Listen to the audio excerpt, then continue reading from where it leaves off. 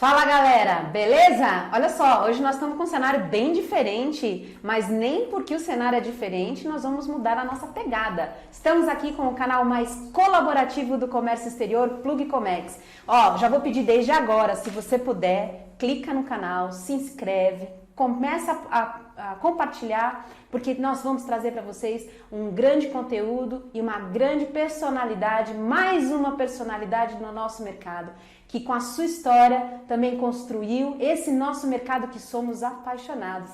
E com vocês hoje está aqui comigo Ayrton Júnior. E olha que ele gosta que chame ele de Júnior, tá? Júnior. Depois a gente vai entender um pouquinho. O Ayrton, para quem não conhece, vem de uma história de quantos anos, Ayrton? Vai fazer 26 anos. 26 anos, apesar de ter essa carinha de criança, eu vou dizer pra você, não é criança não, ele é criança sim, gente, como esse menino é novo.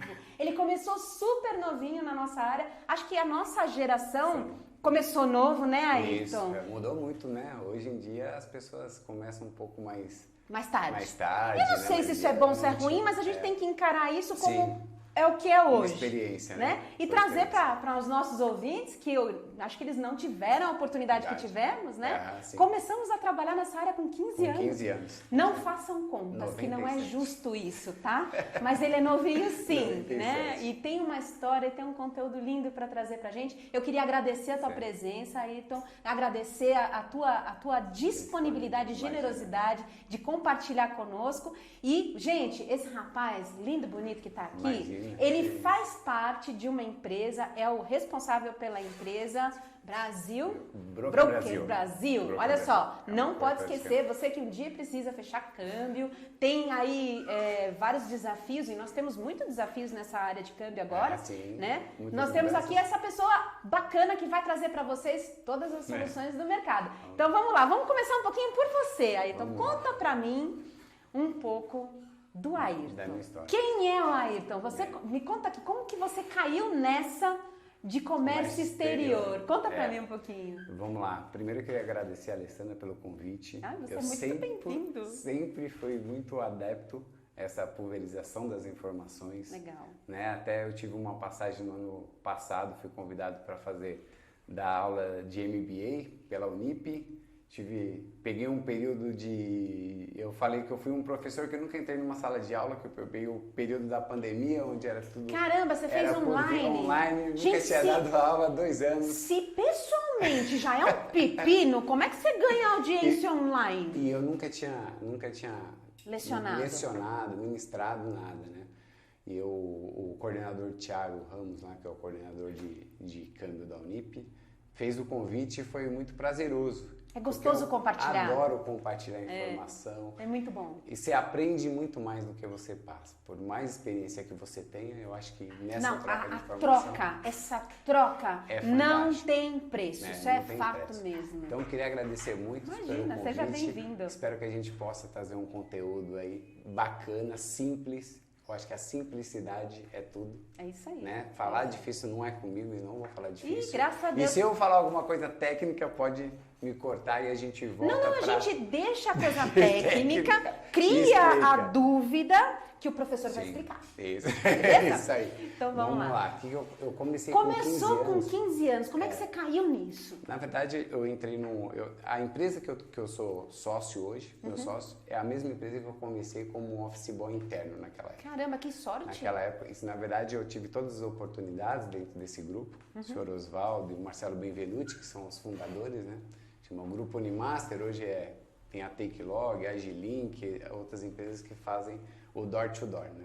Então eu comecei com 15 anos como office boy interno, depois fui pro... Contínuo. Ó, gente, vocês não sabem o que é isso, né? Eu tenho na minha carteira de trabalho escrito lá contínuo. Tirou muita cópia, apontou lápis. Bastante. Trocar o carbono, né? Passar fax, telex, né? Não, o telex na minha vida foi uma evolução. Porque quando eu comecei não tinha. Eu cheguei e tava o fax lá como estrela do escritório. Coisa linda. Tinha acabado de sair. Aquela coisa cuspia, aquele monte de papel, a gente tirava a cópia, era incrível aquilo, porque senão sumia, né? E a tecnologia é maravilhosa, porque eu tenho uma passagem do fax que eu sempre conto. Eu cheguei, era contínuo, né, office boy interno, e um diretor falou, olha, Gino, passa aquele fax. Primeiro eu não sabia o que fazer, né, com a folha. Você olhou para a folha olhou para você? Vi alguém, me ajudou, E quando saiu a folha, eu falei, mas não E aconteceu aí? nada. Ela falou, ó, saiu uma do outro lado. Eu falei, não é possível. É muita tecnologia. É muita tecnologia. E era inacreditável como aquilo acontecia. Isso em 97. 97. Gente, a Isso mudou. informação. Eu lembro que a minha mãe também trabalhou comércio exterior. Tem até um episódio da minha mãe que eu gravei pro Dia das Mulheres, que ela conta a história dela no comércio internacional. Eu ia trabalhar com a minha mãe.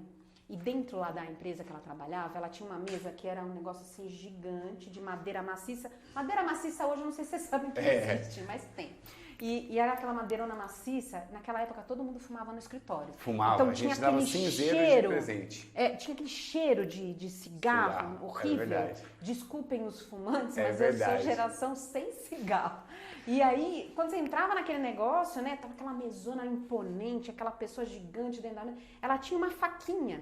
Não sei se você lembra disso, era tipo como se fosse um punhal, né? Sim, hoje não pode mais, porque imagina, depois dos 11 de setembro, você tem um punhalzinho na mesa, tem que chamar a SWAT, né? Sim. Mas sim, tinha lá em cima um punhalzinho de ouro branco, e aquilo ali era para ela abrir as cartas. Ah, lembro. Que chegavam. Lembro. Gente, Tinha aquilo um nome era isso. algo lindo, né? Esqueci o nome, tinha até nome. eu não No final lembro. do ano, as empresas davam como aquilo de brinde. O presente. cinzeiro, a gente dava cinzeiro como brinde para deixar na sala de reunião. Que era chique aquilo. Era né? chique. Era Olha, gente, não é impressionante. chique fumar. É. Não é bacana fumar, não é coisa legal. Assim, eu sou anti-tabagismo, mas além de ser anti-tabagismo, eu sou pró-vida. A gente tem que realmente ter uma vida saudável. Não vale a pena. Não. Porque senão vocês não iam chegar que nem a Júnior, assim, não. Depois de tanto tempo. Vamos lá, e aí? Então eu fui, depois que eu como office boy, fez toda essa passagem maravilhosa, né? Que eu falo como experiência única. Quem foi office boy foi, hoje não existe isso. Mais. Depois vieram os motoqueiros, os portadores e tal, e mudou tudo. Depois eu fui fazer a parte de seguros. Naquela época era muito difícil. Uma corretora de seguros que entendesse de comércio exterior.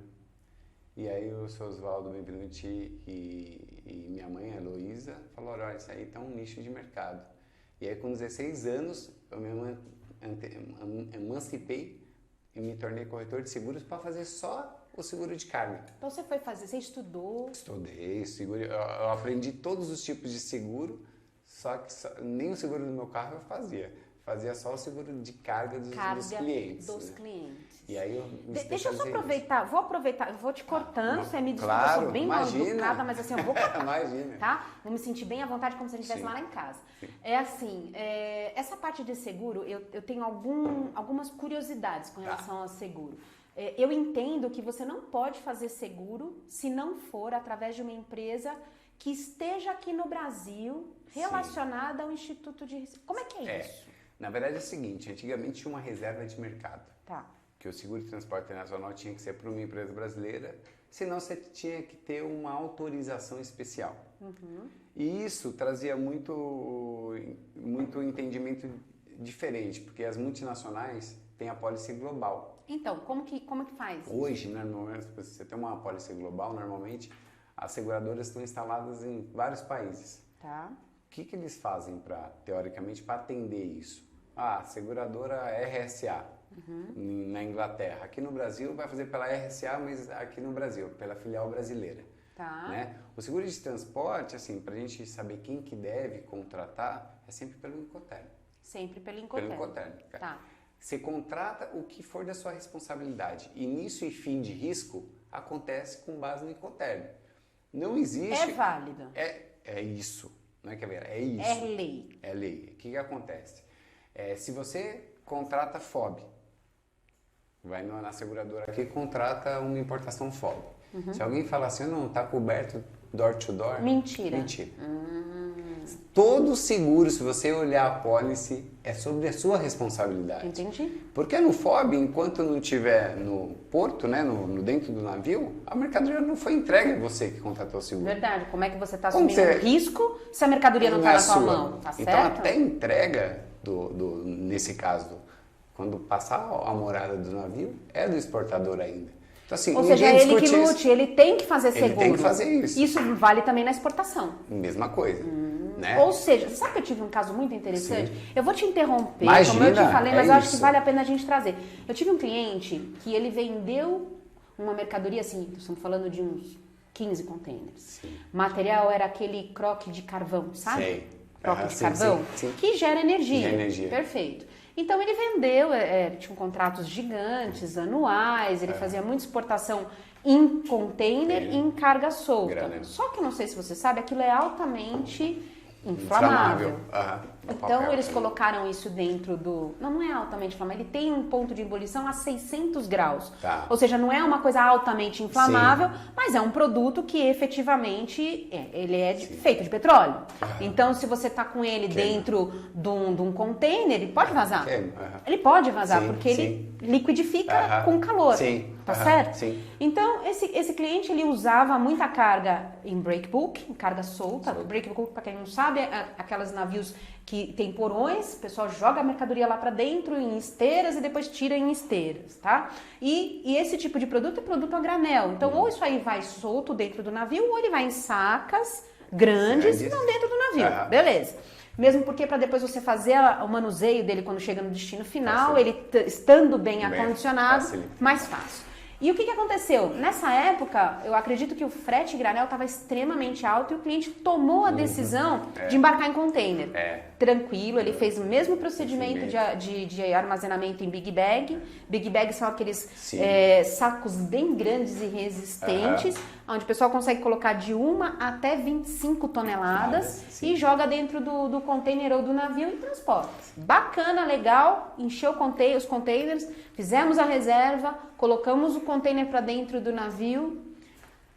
Quando o container chegou, foi embarcado em Santa Catarina, quando esse container passou por Rio de Janeiro, que ele iria carregar mais mercadoria, daquele lote, parte dos containers foram descarregados no Rio de Janeiro por determinação do comandante do navio. Sim. E por quê? Porque estava vazando. Nossa. E aí você imagina, né? Eu vendi FOB. Sim. Olha que loucura. É isso. Ele colocou dentro do navio contratado pelo importador, porém, por estar em solo nacional, de quem é a responsabilidade ainda? Do exportador. Olha o limbo é isso. que a gente acabou caindo. Isso gerou uma discussão e gerou um custo gigantesco. Sim. Nós estamos falando aí em torno de mais de 100 mil dólares. O produto valia 15 mil por container. Nossa, mais de 100 mil dólares em discussão entre custos do armador, do terminal, por conta desse sinistro. Como que eu faria numa situação dessa? Na verdade, eu vou colocar mais uma informação para colocar nesse cenário. A maior parte de indenização negada pelas seguradoras é por embalagem inadequada.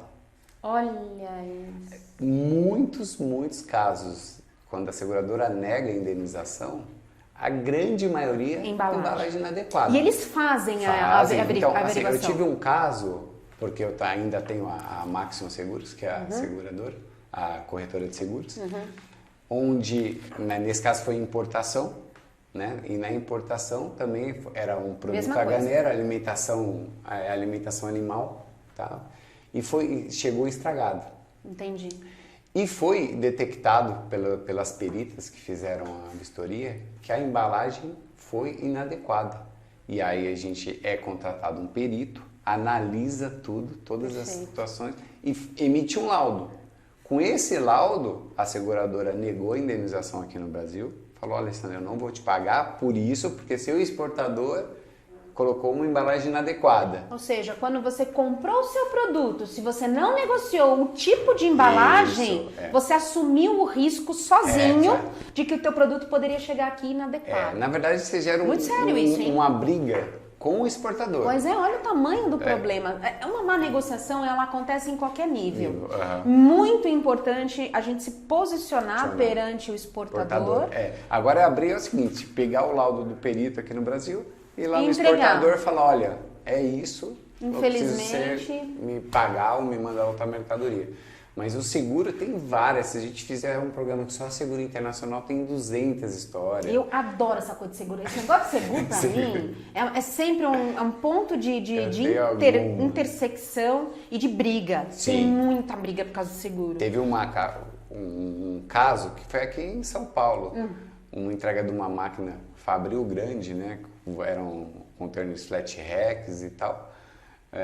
O motorista, na hora de fazer a DTA, tirou do porto e veio para o Porto Seco, passou num caminho errado e bateu no viaduto. É nada. Ele estava no caminho errado, na hora errada, não viu a placa, deu tudo errado. Nesse caso é outra história, porque a seguradora paga. Porque assim, o primeiro risco sempre é da seguradora internacional, seguro de transporte internacional. Perfeito. Depois ela vai atrás do causador, que é, no caso, a transportadora. Então, a transportadora pega e teve um puta prejuízo por conta de um erro do motorista. Aí vou até entrar nesse assunto que é super bacana. Vamos esclarecer. Gente, não era a pauta, tá? Mas eu gosto tanto desse negócio que a gente tem que falar. Olha só, uma coisa é seguro de carga. Isso, seguro de carga, a gente chama de seguro de transporte internacional. Tá. Esse é o seguro, o primeiro risco que a gente chama. Perfeito. É o seguro feito para carga. Então, qualquer coisa que acontecer ali, você vai receber desse cara, dessa seguradora primeiro. Perfeito. E depois tem o seguro, seguros, que é a parte de responsabilidade civil. Pronto. Que aí é do armazém, da transportadora. Aí nós temos o treco que a gente chama, que nós conhecemos como ad valorem. E esse ad valorem, de fato, ele não cobre o risco do transporte. Não. Ele vai correr o risco da carga enquanto estiver na mão do transportador. Sim. Correto? Correto, assim. Eu sou um transportador rodoviário. Eu tenho 2 tipos de apólice. O TRC, que é a Responsabilidade Civil do Transportador Rodoviário de Carga. Obrigatório, que só cobre acidente. Ou seja, bateu no motoboy, capotou, tá coberto. A carga está coberta desse risco. E o DC, que é desvio de carga, que aí é o roubo. Então, normalmente, as transportadoras precisam ter essas duas apólices. RCTRC e RCDC. Entendi. Tendo isso, o que acontece? O importador recebe a indenização da seguradora e a seguradora vai em cima desse transportador que é ressarcido pela segunda seguradora, entendeu? Caramba. Sempre esse rito. Às vezes a seguradora já corta caminho. Quando vê, fala assim, pô, não tem jeito, vai sobrar para mim, ela fala para a primeira, pode deixar que eu pago. Aí eles fazem um conjunto, que a gente chama de regulação do seguro. Entendi. A gente faz a regulação do conjunto e já paga direto. Aí ele aciona a apólice dele, que está ali para se cobrir, junto com a outra e já paga direto, porque fala, vai sobrar para mim. Porque senão alguém vai ter que pagar no final das contas. Isso, entendeu? Agora, o risco por exemplo, no seguro de transportação tem várias cláusulas que ninguém lê. Uma é falando que você tem que fazer o transporte com uma seguradora legalmente constituída. Então, é isso que aí voltamos para o nosso ponto principal. Ele tem que estar aqui. Tem. É obrigatório. Legalmente ser constituído. O que acontece? Às vezes o cara fala assim, pô, minha carga está liberada. Imagina uma carga valiosa pequena. O cara fala, pô, João, pega a Fiorina daí. Vai lá tirar a mercadoria. Esse trajeto não tem cobertura. Porque ele não fez através de uma transportadora. A não ser que foi um risco negociado previamente. Olha, eu vou fazer a pólice com você, mas toda carga que chegar aqui e estiver liberada, eu vou comer a Fiorino lá e pego. Sim, vou retirar. Acontece muito com medicamento, que é medicamento de alto custo, que tem que ser uma tem temperatura. Tem a tal da refrigeração, você não pode tudo. deixar lá esperando. Tem um paciente quase morrendo na UTI, que ele tem que pegar rápido e levar...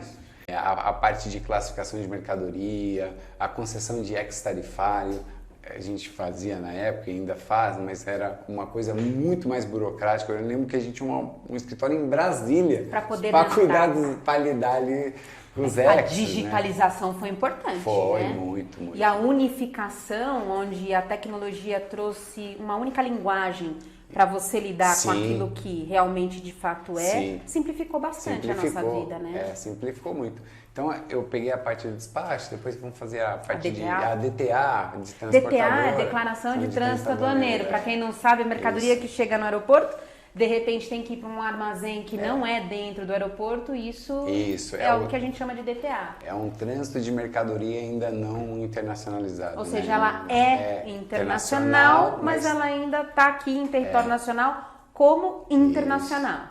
Até por isso tem que ter a garantia, lá a transportadora que tem a licença tem que ter a garantia, se essa mercadoria cair, você que vai pagar meu imposto, hein? Porque ainda não foi recolhido. É verdade. Né? Isso tudo também se faz com seguro, essas garantias, né? Isso.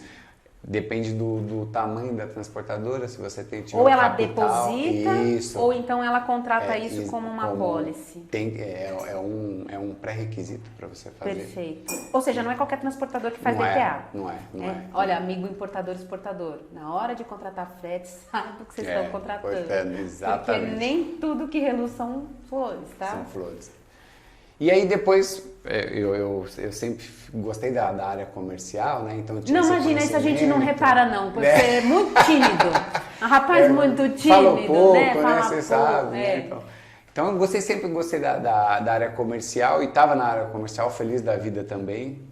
E aí veio a parte o grupo entrou na parte financeira. Em 2012. Em 2012, falou, né? 2015 o presidente chegou e falou, olha, alguém tem que ir lá cuidar da corretora, porque tem que ter melhorias, tem que ter alguma coisa, ele identificou alguns problemas e eu fui o escolhido, né? Olha só. E aí eu fui, e é o que eu falo para todo mundo, eu não tinha conhecimento nenhum. Você vê que é mim. muito mais importante o soft skill do que o hard skill? Eu tenho certeza absoluta e levo isso na minha gestão sempre. Confio muito mais em pessoas do que em conhecimento. Conhecimento você adquire. É verdade. Né? Responsabilidade você não tem como colocar. Compromisso, comprometimento, comprar a briga, não é para qualquer um, né? Então eu entrei na parte de câmbio como um leigo, como qualquer pessoa. O que você entende de moeda estrangeira? Eu sei que quando eu preciso de dólar, eu vou numa casa de câmbio, num banco, vou lá, pego a moeda. É isso que eu entendia. Fechamento de câmbio, nada disso não era. Isso não tinha passado ainda na tua mão. Você sabia que existia por causa do desembaraço. Tanto que a gente passava, assim, a gente fazia todo door to door, chegava na hora de fechar o câmbio, a gente não tinha, né? Então a gente indicava uma corretora na época e o cliente entrava em contato com a corretora e para mim estava resolvido, o cliente estava bem atendido e estava tudo certo. Então a gente não tinha esse cuidado, esse conhecimento a fundo. E quando a gente entrou nesse visão dessa pessoa abrir. Sr. Osvaldo Benvenuti. Olha, parabéns, seu Osvaldo. Um dia eu quero sentar aqui com o senhor pra gente conhecer um pouquinho da tua história, viu? Você vai amar. Amar. Eu já tenho 82 anos. Olha, vai a corretora, tá a parte de tudo. Nosso maior conselheiro, hoje quem toca o grupo é o filho dele, o Marcelo Benvenuti, que é o diretor-presidente. Então ele é uma pessoa visionária. Eu até estava comentando com o César antes da gravação que quando eu entrei tinha lá a transportadora, o agente de carga, o despachante aduaneiro, tudo separadinho e ninguém se conversava bem. Era tudo, na época não tinha nem e-mail. Então quando dava certo, quando dava errado era culpa de alguém. Aí a gente sentava todo mundo assim, tinha aquela sala grande? Culpa de quem? Ai, gente, não era responsabilidade, era culpa, olha que coisa, né? Era culpa. Como mudou. Mudou muito. Então ele tentou trazer esse door to door, era muito difícil você fazer. Verdade. Porque não tinham sistemas que se comunicavam, Primeira coisa é porque você não sabia como se comunicar com a pessoa do lado de lá. Hoje, nós temos inglês, espanhol disponível nas empresas até, mas... Gente, o conhecimento era algo que não era acessível para todo mundo, não. Não era, e era difícil. E sem aquilo, como é que você ia conversar com o exterior para combinar alguma coisa, para explicar o que era para ser feito aqui, para que a carga do teu cliente conseguisse chegar em segurança e a tempo hábil para cumprir com os prazos do cliente? E aquela época, quando as empresas começaram a fazer isso, oferecer mais de um produto, não só o despacho, como o despacho e o transporte, por exemplo, a gente ganhava uma facilidade comercial. Porque claro, a gente falava, pode deixar que né? a responsabilidade é Desde minha. que eu toco. Desde que eu toco. E isso abriu muitas portas pra gente, né, no grupo. E depois vieram uma mudança, né? Veio o OTM, que era uma coisa fantástica que na fundo só que nunca saiu do papel. Saiu do papel. A gente foi uma das primeiras a tirar o OTM. Maravilhoso, não emitimos um conhecimento até Operador hoje. de transporte multimodal. Para quem não sabe o que é isso, aliás, é bom a gente contar, né? O transporte, você tem vários tipos de modais. Modais é o tipo de forma como você vai levar uma mercadoria de um ponto ao outro. Você tem o modal aéreo, o marítimo, rodoviário, o ferroviário. Essa legislação do OTM foi em 1990 Não vou recordar. 1998. 98. O redator dessa lei trabalhava comigo num lugar chamado Universal. Jacareí. Ó, que loucura. Meu Deus do céu, eles eram família. Eu não vou lembrar agora, porque depois do Covid, bem, eu perdi muito. E a gente não ia falar dessa pauta, mas nós estamos falando, a gente nem né? na pauta, Ainda verdade, não, mas né? vai ter tempo aqui. O pessoal aguenta a gente falar, não tem problema não, Ju. Então, esse pessoal era a família do Pedro Álvares Cabral, tanto que os nomes deles eram, assim, Nossa, tinha mais sobrenome do que nomes. nome, tinha uns 30 nomes. E assim, eu entrava na sala da presidência, aparecia o acervo dentro do Ipiranga, sabe, do Museu do Ipiranga? Era maior que o acervo do... Era lindo aquele negócio, mas era chique, hein? Lembra da mesa de madeira? Lembro. Nossa, da minha mãe? A mãe. Menina, que lá era chique, viu? Era muito peroba rosa, sabe? Nossa, era uma loucura. Mas, então, o que a gente estava falando do ATM? Do Essa ATM. lei nunca saiu do papel. Mas o conceito... Muito por causa do seguro, né? É muito por causa do Do seguro e da seguro, responsabilidade. de seguro, Aonde isso. terminava de um, Isso, começava de outro, e isso. como você se responsabilizava Isso. pelo E todo. ninguém ia emitir um conhecimento e ser responsável por tudo. Não, né? não tem. Então, e nenhuma seguradora Aceitava o o risco total.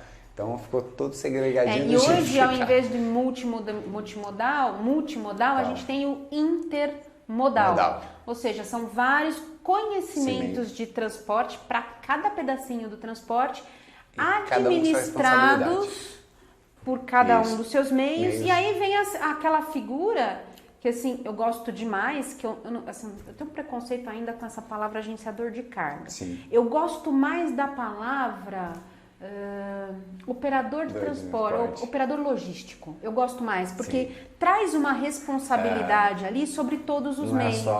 Não é só aquele pedacinho que ele cuida, né? Ou ele não se toca só apenas porque está escrito no contrato de transporte, que ainda é picado, né? Então, aéreo, rodoviário, marítimo. Dificilmente vai mudar, né? Eu acho que a tentativa que foi feita foi uma tentativa válida. Sim, mas se não fosse isso, mas assim, se não deu certo lá, dificilmente a gente vai... Por isso que eu acredito na figura do operador, o operador logístico, porque esse cara é o cara que vai sentar na frente do cliente, vai fazer um contrato de serviço, vai ter um contrato de responsabilidade por trás, um seguro de responsabilidade civil por trás, tá certo? E ele vai conseguir dar conta das contratações que ele faz em nome do cliente. E para o cliente ele é o responsável. Ele é o responsável. Esta é a figura correta. Não é justo nem com o despachante, nem com a agente de carga, nem com o transportador assumir essa responsabilidade, porque ele não tem lastro para isso. E quando acontece alguma coisa, Deus o livre, mas acontece. E a gente está na logística, a logística é um dia diferente do outro. Eu não sei você, mas eu me apaixonei por essa área porque eu não tinha rotina. Não é? Não, todo mundo. Eu sonhava com deadline, né? Eu também. Eu lembro de uma época... Puta, vai perder o deadline. O deadline. Eu não tinha... O que eu vou falar pro cliente? A gente não conta carneirinho, a gente conta container, né? A gente vai pulando assim, né? Pra dentro do navio. O que eu vou falar pro cliente que era uma carga... Puta, eu vou perder porque ainda não tá desembaraçado. O cliente vai me matar. Eu falava isso, o cliente vai me matar. Minha mãe falava, filha, você tá atrás do telefone, fique em paz, vai dar tudo certo. Tinha razão, né? É isso mesmo. Bom, e aí você foi pro mercado financeiro, que é uma loucura também, né? É assim, é um mundo... À parte, né? A parte de controles, tudo. Eu peguei uma fase muito difícil do mercado, né?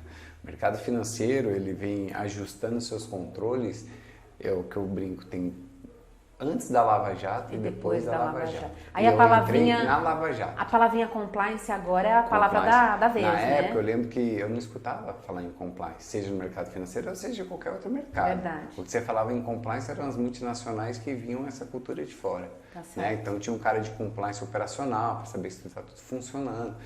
Mas essa parte do compliance era muito pouco divulgada e muito pouca enraizada aqui no Brasil. Vamos falar um pouquinho o que é compliance? Vamos lá. Na verdade, assim, compliance ele é utilizado, na verdade, como formas de controle independente da atividade da empresa. Conformidade. É a conformidade. Né? Você está inconforme com aquele segmento que você está. Seja o mercado financeiro, seja o mercado aduaneiro, logístico e tal. É conformidade com a legislação, conformidade com os processos. Eu me recordo bastante que eu gosto muito daquela coisa do ISO. ISO 9001, sim, 22000, que também é uma política de conformidade que você integra na empresa para saber se os seus processos estão Antes de acordo. Antes de a gente falar de compliance, a gente falava de qualidade. Sistema da qualidade, é verdade. Exatamente. Hoje não, hoje integrou. Não, é um compliance. E no mercado financeiro isso é muito latente, né? A gente tem algumas dores até hoje. Conta para mim quais são as dores da pessoa que está sentada atrás de uma empresa que cuida de dinheiro dos outros. Financeira. Na verdade, assim, na parte de comércio exterior, eu vou focar um pouco em comércio exterior, porque é o nosso público, é o nosso mundo. Perfeito. Né? Eu vou dar um exemplo na vinculação de DI. Né? E eu estou falando DI ainda por enquanto, daqui a pouco eu vou deixar de falar como...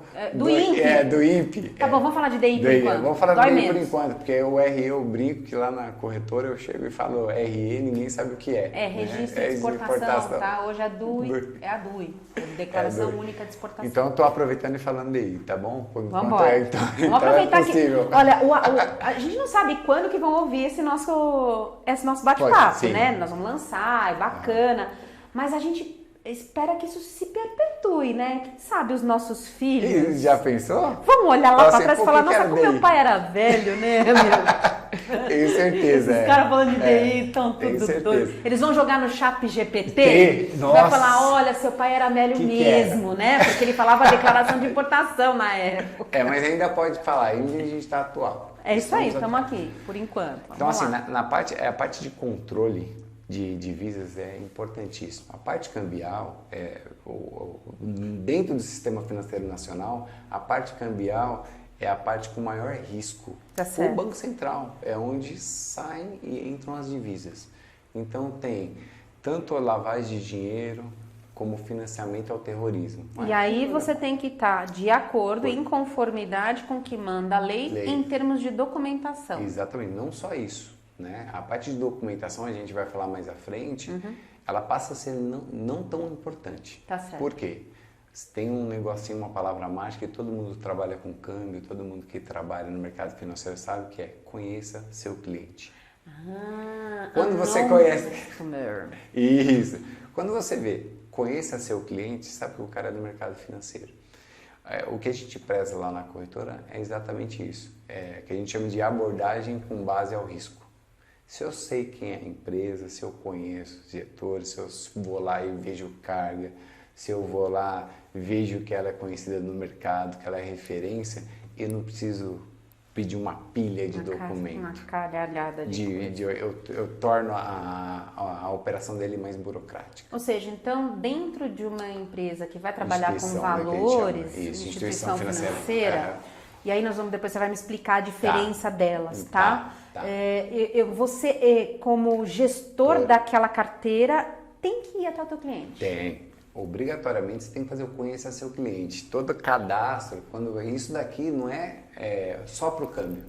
Vou dar um exemplo, para qualquer coisa. Você vai no banco abrir uma conta, a gerente lá vai lá, deixa eu fazer uma visita na sua empresa, aquilo ali é o procedimento que é conhecer o cliente. Isso faz parte do compliance. Faz parte do compliance, entendeu? Chique, né? Então quer dizer que quando o gerente vai lá tomar um café, ele não está indo lá só pelo café. O café é importante. É importante, mas no relatório que ele vai fazer é mais. Você gostou do café? Maravilhoso. Você quer outro café? Eu quero. Então depois a gente vai te dar mais um café. Então tá. Vamos lá. Tá ótimo.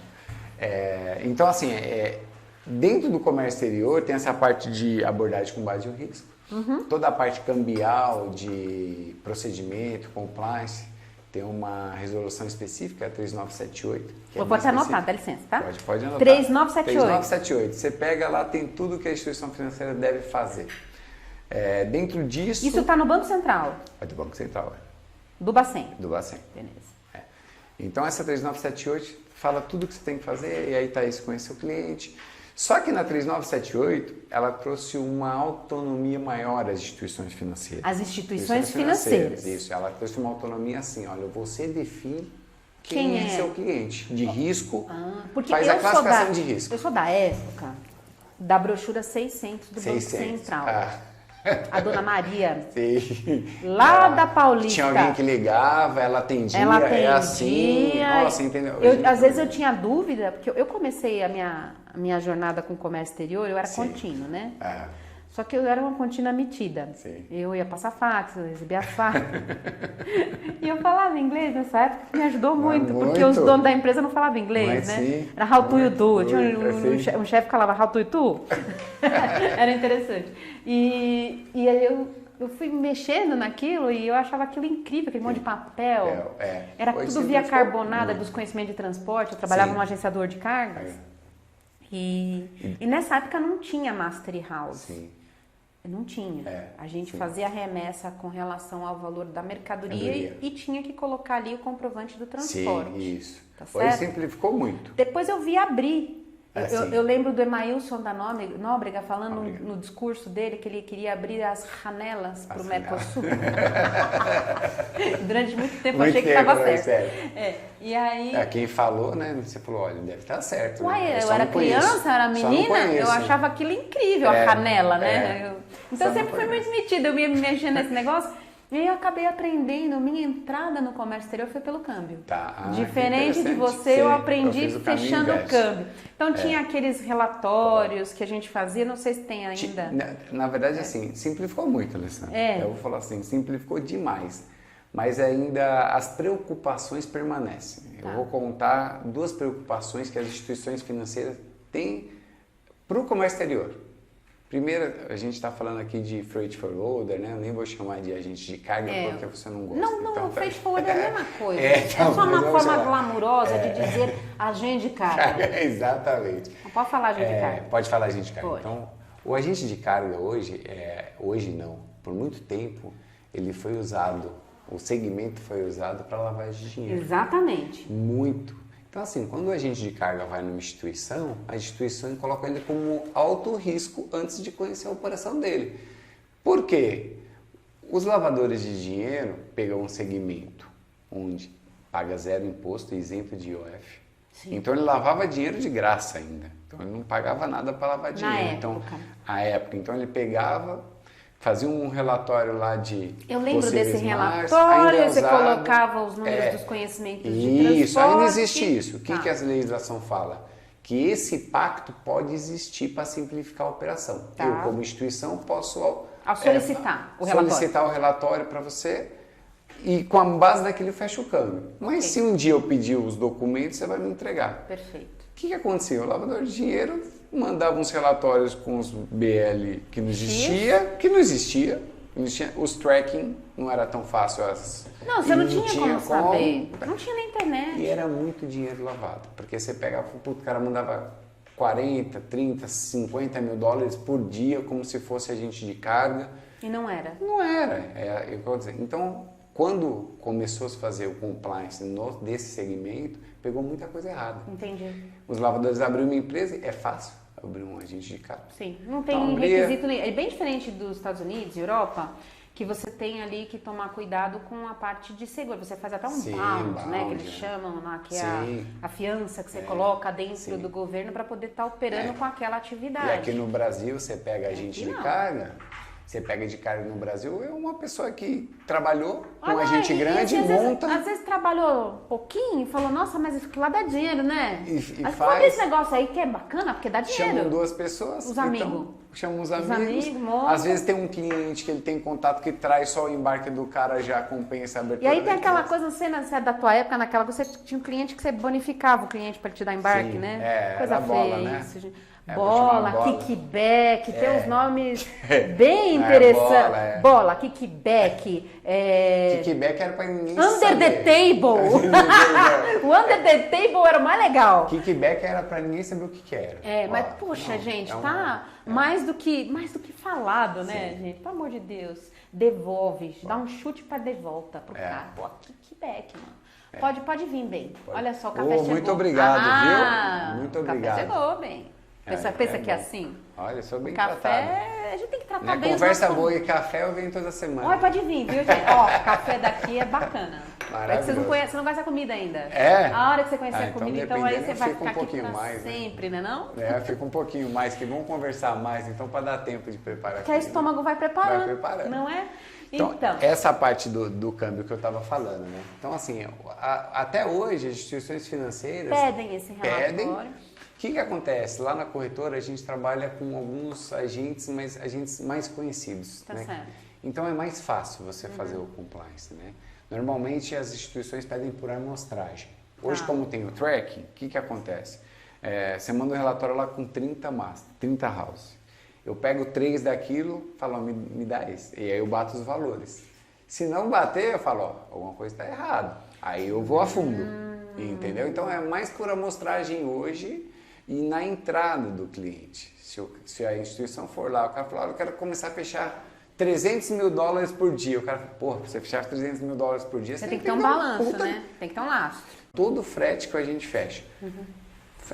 E às vezes o cara paga um frete de $3 mil e ganha $100. É isso mesmo. Então você movimenta, cambialmente falando, no exchange, você movimenta um volume desse tamanho e o faturamento da empresa é isso aqui. Então, E o dinheiro não sai de você. Até tem sentido a instituição fazer o controle. Sim, tem que fazer. Na minha cabeça não tinha muito, mas você colocando desse jeito faz sentido. É um segmento muito difícil de se trabalhar. Por isso que muitas instituições não trabalham com agente de carga.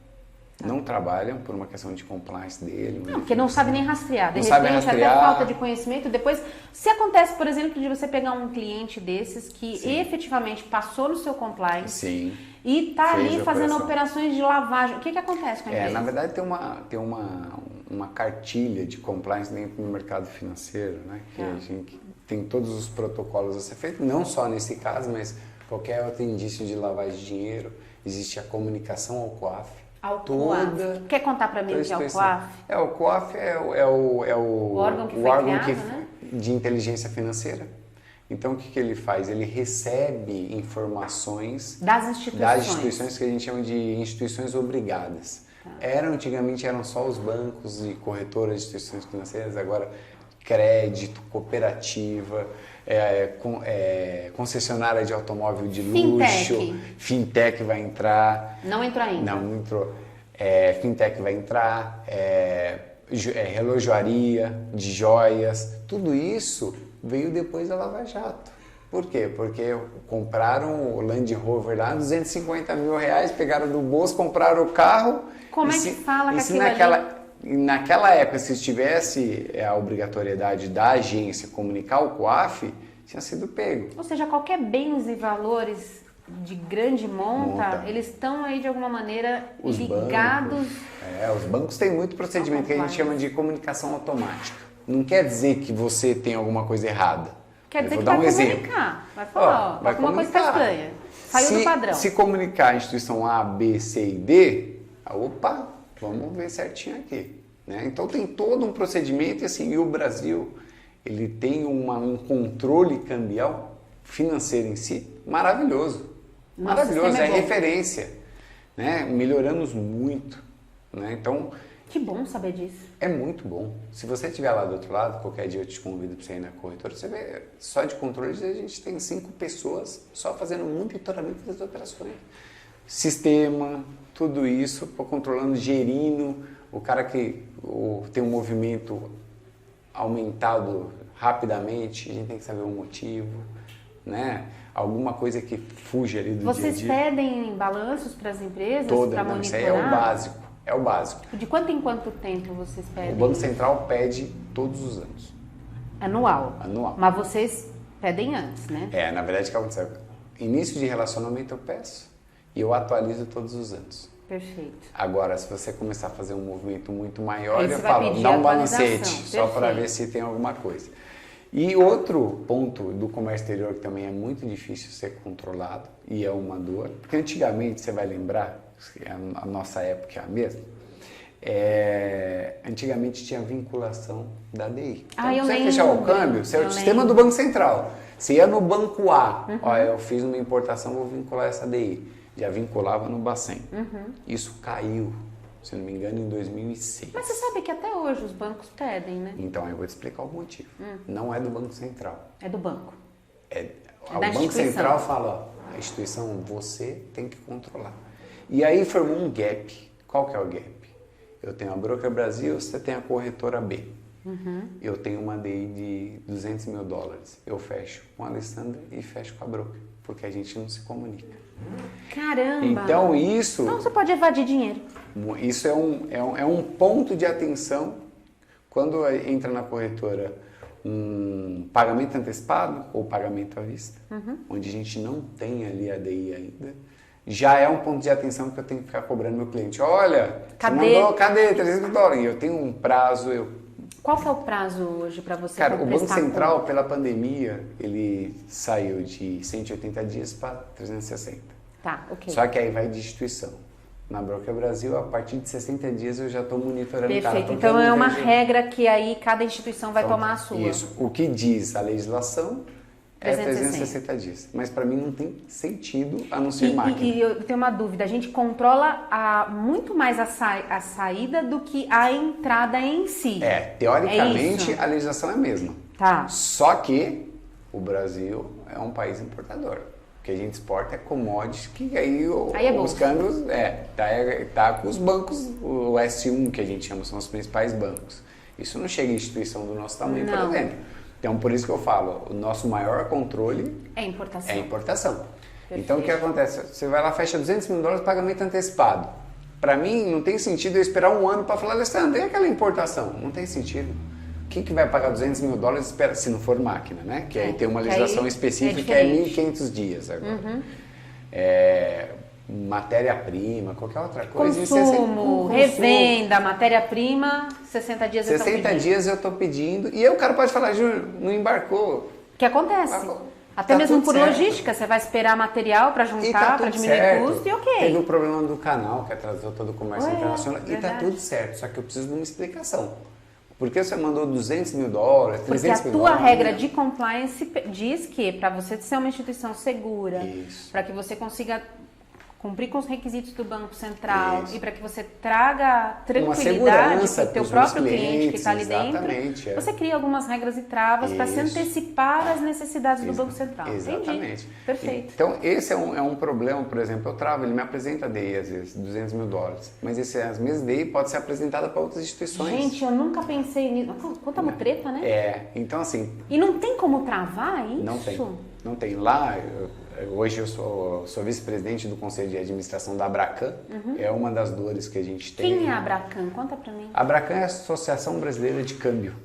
Né? Uma associação. É a maior associação de câmbio desse mercado se junta. Todas as instituições, hoje nós temos 97 associados, entendeu? Ele é Banco do Brasil, Itaú, até os bancos mesmo. XP.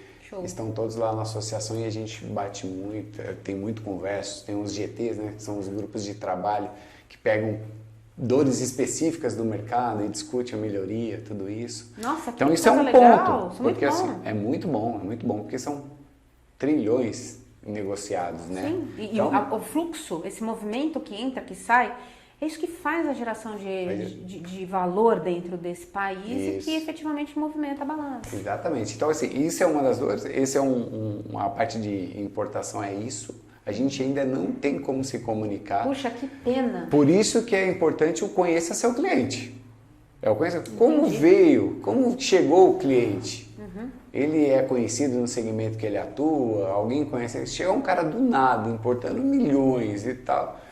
Tem algumas ferramentas que as instituições podem utilizar para melhorar isso, né? Não só os birôs e tal, mas a gente consegue algumas informações junto ao Banco Central para mitigar o risco. Mas efetivamente é uma dor a vinculação da DI por mais de uma instituição. Puxa vida, eu achei que eu estava tranquila e segura, quer dizer que não. Não tô. Não. Tá bom. Tô bem. Então é bacana eu, eventualmente, como prestadora de serviço, trazer para o meu cliente solução de uma empresa confiável nesse sentido. Porque, inclusive, até mesmo o próprio importador, ele pode cair no problema de alguém dentro utilizar a documentação para desviar dinheiro. Sim, gente, que pepino isso. Hoje, lá dentro da Broker, a gente foi a primeira instituição do Brasil, colocando banco, corretando corretora, corretando correspondente cambial, a conseguir o selo Abracan de conformidade, que é um selo onde fala que está em compliance com todas as normas. E nossa nota foi 9,8 de 10%. Parabéns, que chique isso. Gente, que homem. Foi a Massar que fez a auditoria do primeiro selo, foi em 2021. 2022 a gente renovou com a Ernst Young, que é a maior, né? Também com a mesma nota. Muito então bom. a gente sabe que a gente tem um produto de qualidade E confiável. com segurança, né? Então a gente tem muitas multinacionais na nossa carteira Parabéns. que confiam nesse trabalho. Muito bom. Né? Agora, eu tenho uma pergunta, porque eu estou cheia de perguntas. Qual é a diferença? Agora nós já estamos entrando na nossa pauta, que vocês viram que tem assunto para dedéu. Só que agora que a gente vai começar a falar da nossa pauta, né? Me conta um pouquinho qual que é a diferença, porque nós estamos falando de instituição financeira. E é o teu mercado hoje. Sim. Quem são os atores que compõem as instituições financeiras? Quem são? Quais são as diferenças? Eu conheço o banco, Sim. eu conheço a corretora, Sim. e só. Só. Então me conta. Tá, vamos lá. Na parte de câmbio, tá? Dentro da parte cambial, a gente tem os bancos, que a gente tem uma divisão. Tem um nome, né? Na verdade, assim, são instituições financeiras bancárias, que são os bancos, e instituições financeiras não bancárias. Eu sou autorizado a fazer banco como os bancos são. Fazer câmbio como os bancos são. Entretanto, você não é um banco comercial Não sou como um banco esse que a comercial. Eu gente não vê posso na abrir rua. uma conta, fazer tem transferência, agência. pagamento, não tem agência.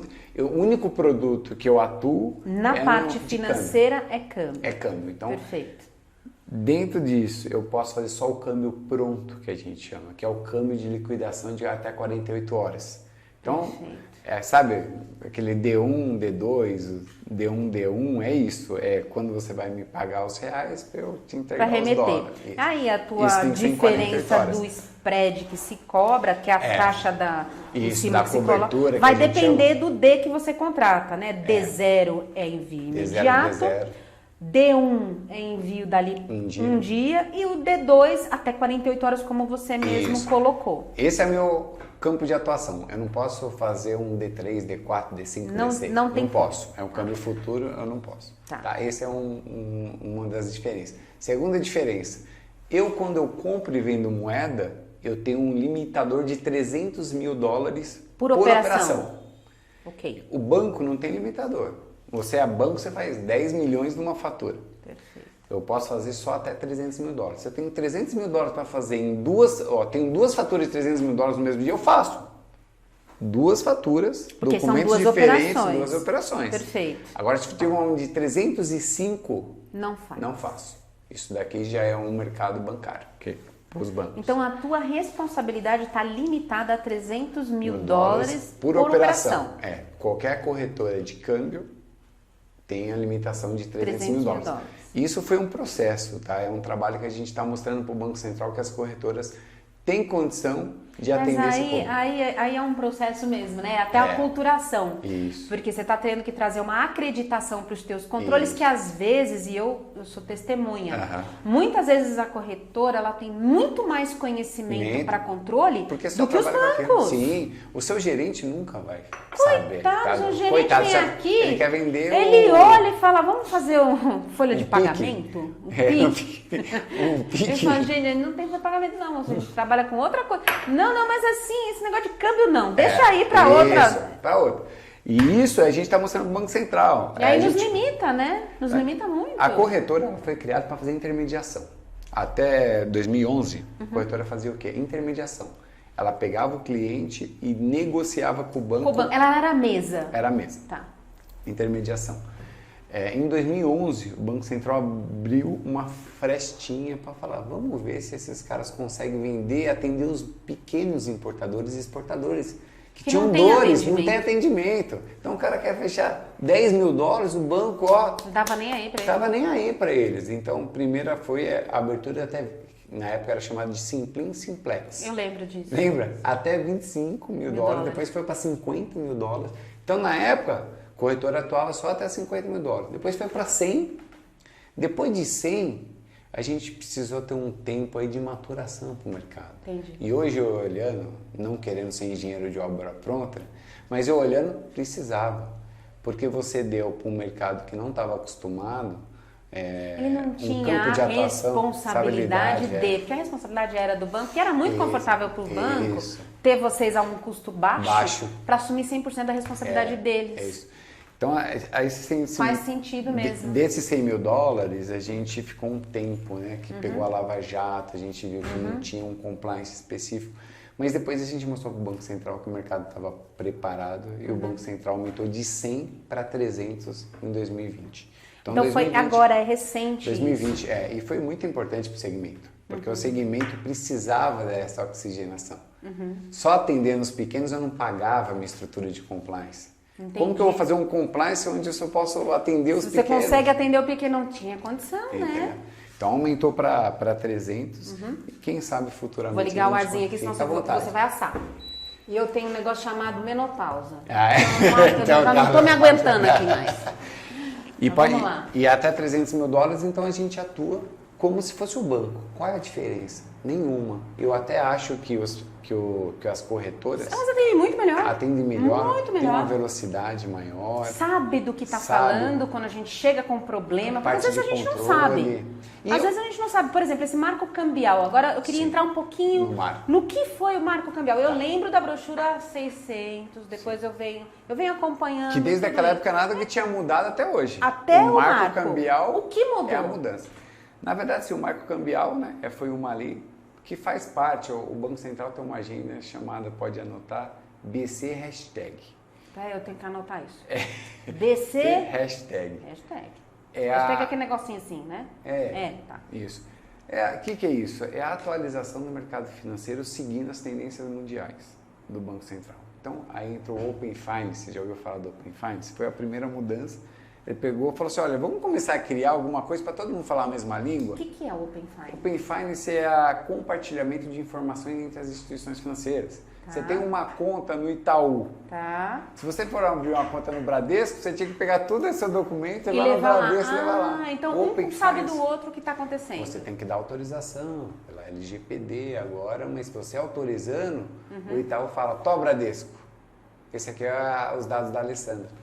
E tudo bem. Tá tudo bem, entendeu? Então eu não preciso ficar transferindo de um lado para o outro, simplesmente autorizo o banco e um transfere para o outro a mesma informação. Isso. Claro. Então, para conta corrente, para análise de crédito, por exemplo, às vezes você vai pedir um aumento de limite, faz esse teste. Pede não sei, o banco, você vai no banco, quero aumentar o meu limite. Talvez o seu banco vai falar assim, olha, você tem... para melhorar a sua experiência, você tem conta em outro banco? Se você falar assim, eu falo assim, você autoriza eu compartilhar as informações? Aí ele vai lá na rede, Open Finance, pega suas informações de outras instituições e colabora com a análise de crédito. Que interessante. Então isso faz parte, foi a primeira... Foi a primeira abertura. Abertura, foi o Pix depois. O Pix é uma coisa nova, né? Que deu muito mais certo, né? Até o Campos Neto estava dando uma entrevista, que depois a gente vai falar do Real Digital também, falou que o Pix foi muito melhor. Antigamente todo mundo falou assim, o Pix é nosso, né? É verde e amarelo, verde é nacional. Amarelo, Esse é nosso produto de exportação, não é? Eu falo assim, isso, todo mundo fala assim, vai só substituir o DOC e o TED. Muito mais que isso. Você bancarizou muita gente que não queria saber de banco.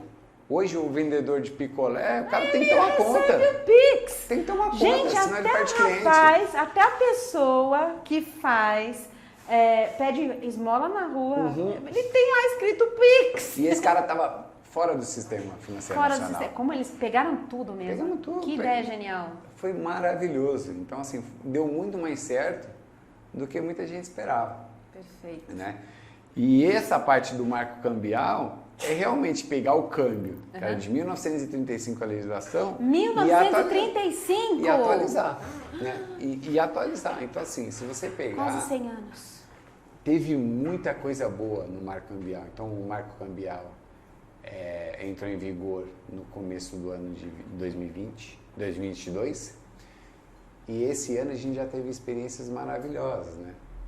Vamos traduzir aqui. É uma coisa muito técnica, teve muitas mudanças. Vamos lá, eu quero para prática, vamos lá. Mim. Para prática, para o viajante. Né? Lembrando que fala de moeda estrangeira, mas fala de mercado de câmbio. Então, quando você vai viajar, você naturalmente faz câmbio.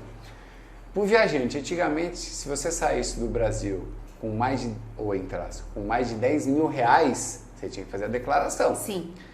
Só que na época que foi feito isso, o dólar era 1 por 2, 1 por 3 no máximo. Hoje está 5.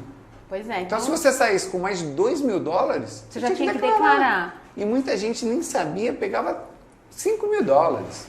6 mil dólares, uma família de 3 pessoas. Não é o dólar na cueca, né, que a gente está falando. Não, de dólar. Você pega, ó. Porque o dólar na cueca é outra situação. É outra coisa, Eu vou ver para Disney. Se eu viajasse com 3 mil dólares... Se você chegar no governo americano e apresentar seus $1.000, eles não deixam nem você entrar. Nem entrar, exatamente. Aí você saía do Brasil com 3 mil dólares, você estava fazendo uma contravenção. Se você não declarasse. Isso antes do MAC. Antes do MAC, porque era mais de 10 mil reais. Olha só. Por causa da conversão. Então eles reorganizaram isso e hoje, depois do MAC, é 10 mil dólares. Não tem mais ou equivalente. Ou seja, eles trouxeram a realidade. A realidade do mercado no mundo tá desse jeito. O custo é esse. 10 mil dólares. Então, hoje, o viajante até 10 mil dólares ou equivalente a outras moedas, não precisa declarar, só vai declarar acima disso. E teve muitos casos de família que saíram e na hora que voltou com dólar, foi apreendido, porque o cara tem que fazer o trabalho dele, o cara que está fiscalizando da alfândega. Para fiscalizar o que está na lei. Na lei, isso aqui está acima do valor, não declarou, fica apreendido. Então, era uma coisa absurda. Então, é uma das coisas que foi tratada no marco cambial, que vai direto para a pessoa física, até 10 mil dólares hoje. Outra coisa, compra de sobra de viagem. Fui viajar e sobrou 300 dólares. E eu conheço o Alessandro. Falei, Alessandro, você vai viajar semana que vem? Tô aqui. Eu não poderia. Ou seja, a transação de compra e venda em dólar no Brasil não existia. Só instituição financeira. Sempre existiu, né? Sempre existiu, exatamente. Eu lembro que papai guardava dólar. Todo mundo. Gente, meu pai comprou o primeiro telefone com dólar. Não podia. Mas todo mundo fazia. Então, assim, o que o Banco Central fez? Ele pegou a realidade e colocou na norma. Então, assim, até 500... Modernizou. Mas aí ele colocou um limitador, né? Até 500 dólares por pessoa. E aí colocou lá. Não pode ser profissional, né? O cara não pode fazer daquilo um negócio. Entendi. É sobra de viagem. Sobra de viagem. Você viajou, tá lá o dinheiro, dura é controlar isso, mas tudo bem. Mas aí eu olho que vai muito da contrapartida, né? Se eu vou comprar dólar de alguém, primeiro eu não vou comprar de quem eu não conheço. Porque tem nota falsa. Conta um pouquinho de nota falsa. Nota falsa é uma coisa assim, quem sabe exatamente quanto que é uma moeda estrangeira? Como que é a cédula da moeda mas estrangeira? Nem o real direito eu não sei. Sabe? Quanto mais o dólar. 300 euros, 400 euros, você vai comprar, você não sabe a origem daquela nota. Então, não faz sentido você comprar. Né? Então, isso foi feito exatamente para parente, amigos, próximos. Eu acho que isso, beleza, já acontecia e agora foi regulamentado. Normatizado. Que bom. Agora, tornar isso um negócio, eu acho que não vai ter nem público, porque o cara teria que ser muito corajoso. Mas que bom que o Banco Central está se abrindo, porque à medida em que você vai normatizando as atividades que antes eram um mistério, aquilo deixa de ser problema e passa a ser solução. Sim. Então ele vai ter muito mais facilidade de encontrar os agentes corretos para fazer as ações corretas de uma maneira que não fica monopolizada na mão de poucos. Sim, exatamente. Né? Então, eu acredito que quanto mais a informação fluir e quanto mais acesso as pessoas tiverem aos meios e principalmente ao que diz a legislação, muito mais simples fica o mercado. Sim, concordo. E aí, falamos um pouquinho... Comércio exterior. Vamos trazer para a nossa realidade. O comércio exterior. Aí tem alguns pontos bem legais, assim. Primeiro, aos exportadores. A manutenção de conta no exterior. Então, antigamente, o exportador poderia manter conta lá no exterior, mas ele tinha uma atuação limitada. Né? Você poderia receber no exterior do importador lá, ele depositava na sua conta no exterior, mas a atuação daquela conta era limitada. Né? Hoje, se abriu. Então, você pode não só manter o seu dinheiro no exterior, como fazer os pagamentos. Então, essa foi a mudança. Então, eu recebi no exterior 10 mil dólares, 100 mil dólares. Eu tenho uma fatura, um serviço que eu tomei no exterior, eu já posso pagar da conta de lá. E a parte de comprovação é igual se eu estivesse pagando aqui em reais? Isso, é a mesma coisa. Só que aí, teoricamente, a sua conta vai estar lá, você não vai ter o risco cambial. Você trava esse risco. Você trava, você faz isso. Então, tem vários segmentos que é importantíssimo, né? Você fazer não vou manter todo o meu recebimento, porque eu tenho que, logicamente, tem que fazer fluxo, caixa tem que ter dinheiro aqui. Mas eu posso manter uma reserva lá em dólar. Muito entendeu? bom então, isso. Isso é legal. Então a gente acaba criando um hedge natural. Um hedge natural. Que para prestação de serviço é super importante, porque a gente não consegue fazer hedge, por exemplo, com um agenciamento de cargas, é impossível. É impossível. Aí você tem que colocar aquela cobertura que os importadores e exportadores adoram, né? Aquela cobertura de segurança que todo mundo faz parte, spread, que todo mundo adora. Aí todo mundo, porra, mas você está colocando assim, mas você sabe que depois, você sabe que eu descobri uma coisa? O agente de carga eu achei que fosse muito picareta, mas eu descobri um ser que é mais picareta que o agente de carga. É? Quem é? Armador. Armador? Gente, tem armador que cobra 7% de spread. 7% de spread é spread para mais de metro. Gente, não pode. Não confie, não aceite de goela abaixo o que o armador fala. Eles são armadores, eles são 8 no mundo todo, mas eles não são deuses. Entende? Não tem player pequeno, né?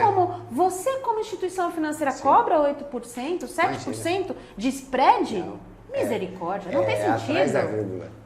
É lógico que é atrás da vírgula. E tem que ser bem atrás da vírgula, né? Vamos combinar, exatamente, né? Porque com esse dinheirão que se movimenta... Daqui a pouco você tá aqui de BMW, você não vai vir gravar podcast comigo? Não, nunca virei. Ali tem um parênteses, você falou do armador, porque cresce cada vez mais os advogados especializados em negociação de demurrage. Porque é absurdo. É um assunto assim... É absurdo, porque ali pode transformar num pesadelo... Cara, grande. o demurrage, aí você está lidando num negócio que me dói. O demurrage me persegue há muitos anos. Sim. Eu acho que eu fui a primeira empresa de prestação de serviço em agenciamento de cargas em 2001 que descobri que o container não era do armador. Sim. O container são de bancos. São das leasings, que elas compram a fabricação futura como se fosse um commodity da China, daqueles equipamentos, e os fundos americanos de pensionato estão todos investidos na parte de construção de container e de navio. Não tem risco. Não tem risco nenhum. Não tem risco. Então, o armador, na verdade, ele faz armação mesmo. Ele pega o navio, ele pega o container, ele junta tudo, ele contrata a tripulação, faz por job e acabou. O risco dele é muito próximo a zero. Olha só, então quando a gente fala do risco do container parado, é válido a cobrança do demurrage, porque container parado é custo. Agora, enriquecimento ilícito, que também é previsto em nossa lei, nunca foi estudado com relação ao demurrage. E o lobby é tão grande dessas empresas que, assim, eu honestamente, se eu pudesse, se meu dinheiro desse, eu tiraria da mão do armador a administração dos containers. E eu passaria para a mão do importador e do exportador. E existem cases que nós já estudamos e fizemos de fato, onde nós conseguimos tirar do custo do cliente em torno de 40%, custo operacional direto, por conta de ter uma própria estrutura de containers. E vale muito a pena. Vale muito a pena. É um bom negócio. É um bom negócio para o importador e exportador. Por isso, importador e exportador, vale muito a pena a gente trabalhar com consultores que sabem jogar o jogo do agenciamento ou do afretamento de um nível um pouco mais profissional. Vale muito a pena a gente buscar isso. Mas vamos lá. Das mudanças, né, que a gente estava falando. Demurrage, meu marido falava que era um prato francês. Porque a gente é com o segundo casamento, né? Então, ele quando começou a namorar comigo, né, e eu falava demurrage para um lado, para o outro, demurrage, ele falou, amor, que coisa bacana, quando é que você vai fazer esse negócio aqui em casa? Prato francês, né, demurrage? Bonito? Não era. Infelizmente, não era. E bem amargo, né? O negócio não é bacana. Mas vamos voltar um pouquinho aqui. Né? Então, assim, das mudanças. Então, temos as mudanças pessoa física. Temos a mudança para pessoa jurídica que começa a travar o seu risco lá fora. O que mais? A gente tem a abertura de contas de não residente em reais. Antigamente que eu falo antes antes do marco. Antes do marco, né? Não é tão antigamente. Foi ontem. Né? Mas assim, antes da mudança era difícil um não residente abrir conta em reais lá fora. Tá. Isso faz parte, vamos colocar um parênteses aqui, tudo isso faz parte da gente VC Hashtag, que é a modernização do mercado de câmbio, né? Transformar o real um pouco mais conhecido lá fora, né? Tá um certo. pouco mais conversível. Ou seja, se eu sou um estrangeiro, venho para o Brasil, eventualmente faço alguma transação, eu tenho o direito, como estrangeiro, De abrir uma conta em de abrir reais uma lá. conta lá fora. Só que tinha muita dificuldade de abrir de conta de não residente, né? Do estrangeiro em reais aqui ou lá fora. Hoje o estrangeiro consegue ter uma conta em reais aqui? Aqui no Brasil, Com o passaporte dele? a normativa diz que tem que dar o mesmo tratamento do residente. Entendeu? Gente, isso pra mim é dinâmico. Então Quer dizer, se o gringão quiser vir pra cá Abre e conta abrir reais. a conta dele, pode. Pode. Que tem nem que ter se- o mesmo tratamento. Essa foi a orientação do Banco Central E às as instituições. empresas, as instituições sabem disso? Sim, sim, não, tem que saber. Foi norma do Banco Central. Se você não souber, eles te lembram. Eles te lembram. E assim, o Banco Central ele tem uma comunicação com o cidadão muito boa. Né? Qualquer reclamação de qualquer player do mercado financeiro, você tem retorno imediato. Porque a gente tem uma comunicação, se você fizer uma denúncia, uma reclamação, tem algumas cadeias, né? Então, toda instituição tem que ter a parte de ouvidoria, acima da ouvidoria é Banco Central. Entendi. Então, passou pela ouvidoria da instituição financeira, se você não teve um retorno, você abre lá um, que a gente chama de RDR, certeza absoluta que você vai ter retorno. Ele vai agir na hora. para que a instituição te retorne. Na hora. Interessante. A instituição tem 10 dias no Então, máximo. camarada estrangeiro pode ter conta aqui no Brasil. Pode. É isso. E os impactos Isso é um disso pra gente? Cara, eu acho que é bem positivo, né? Faz parte de uma gama de mudança, não só isso, mas com uma simplificação operacional. A gente tem a simplificação operacional, antigamente tinha um contrato de câmbio. Isso que é- eu vou voltar um pouquinho para trás. Isso é pessoa física e pessoa jurídica? Pessoa jurídica e física. tanto Mesmo faz. estrangeira? Mesmo estrangeira. O que tem aqui é a abertura de conta em moeda estrangeira aqui no Brasil. Tá. Isso aí eu tenho um parênteses. Abertura de conta de moeda. Quem pode ter conta em moeda estrangeira aqui dentro do país? Só alguns Residente. segmentos. Ah. Não, só alguns alguns segmentos. Corretora, por exemplo. Eu perfeito, tenho as faz contas em sentido. moeda estrangeira, os bancos.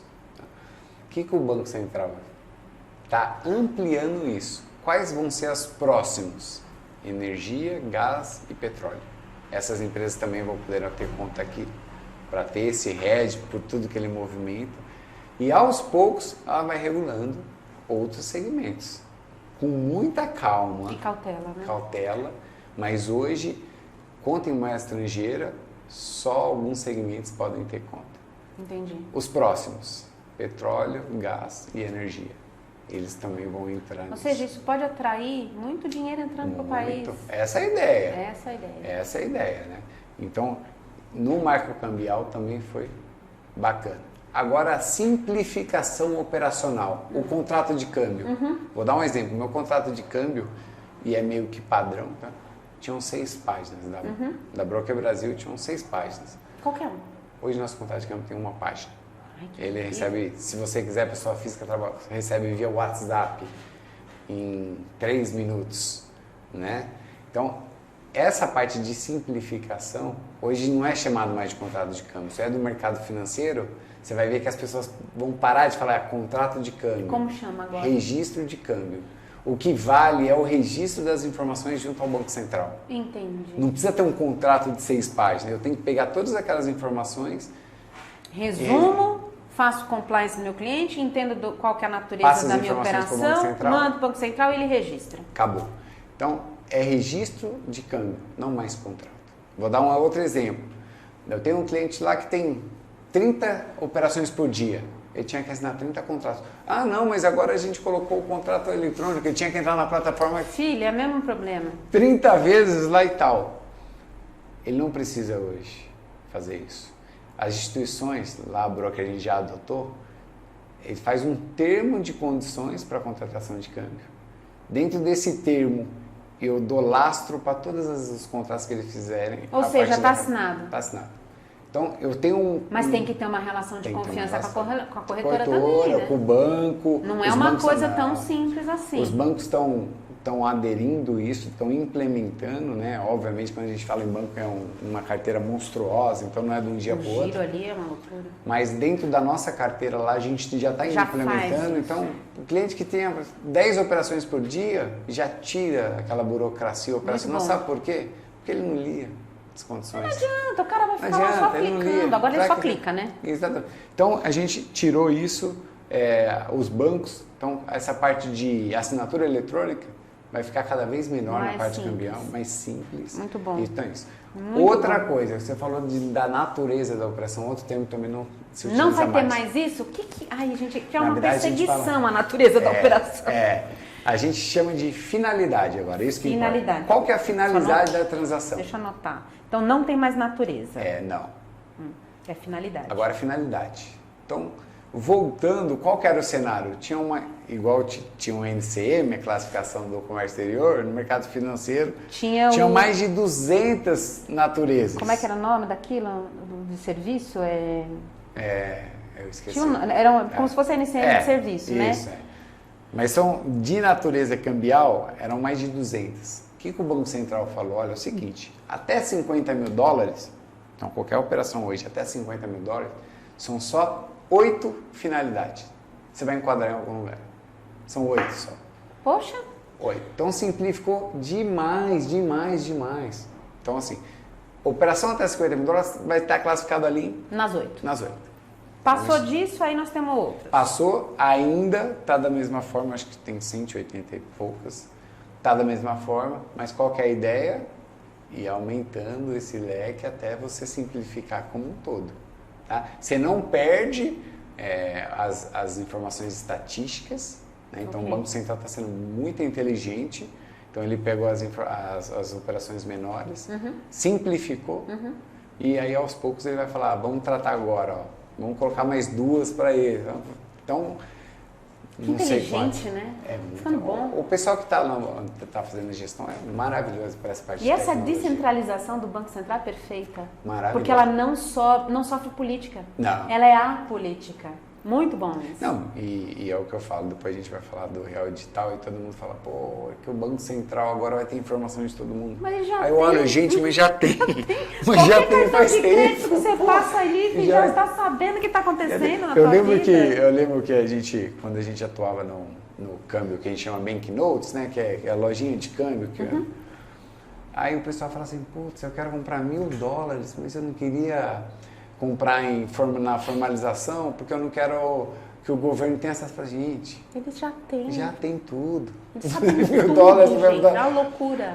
Pelo status social que você tem, $1.000 não é isso. Não é isso que vai fazer sentido para ele. Então, teoricamente, eu acho que o Banco Central, teoricamente não, na prática ele está fazendo um trabalho absurdo e de uma forma rápida. Muito bom. O Pix, quando participei do grupo, né, de análise pela Abracan, a gente tinha as reuniões e aí o pessoal falava, não, no final do ano não vai sair não é possível. Não só saiu, como teve uma adesão absurda. Foi bem legal mesmo. Foi bem legal.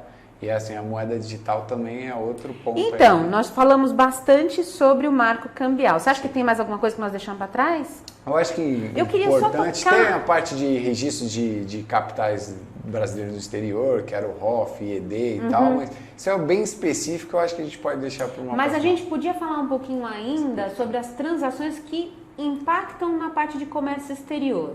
Tá. Então, por exemplo, na parte de pagamentos e recebimentos entre importadores e exportadores, a gente tem algumas formas. Ou você vai pagar antecipadamente, ou você vai receber antecipadamente.